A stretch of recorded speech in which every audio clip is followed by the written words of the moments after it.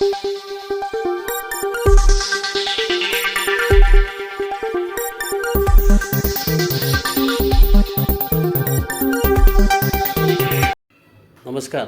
SN news चॅनलमध्ये आपलं स्वागत आहे।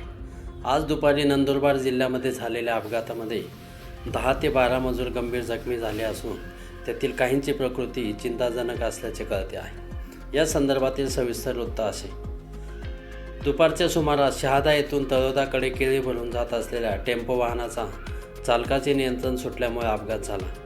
या अपघातामध्ये तळोदा येथील सुमारे 10 ते 12 शेतमजूर जखमी झाले असून काहींना गंभीर दुखापत झाले आहे। घटनेची माहिती मिळताच अपघातग्रस्तांच्या मदतीसाठी कलावती पाडवी फाउंडेशनची रुग्णवाहिका तातडीने घटनास्थळी दाखल झाल्या। जखमींना शासकीय रुग्णालयात दाखल करून उपचार करण्यात आले आहे। दरम्यान या मतदारसंघाच्या दौऱ्यावर असताना आमदार राजेश पाडवी यांनी घटनास्थळी भेट देऊन जखमींची विचारपूस केली। SN न्यूजसाठी प्रतिनिधी तळोदा। धन्यवाद।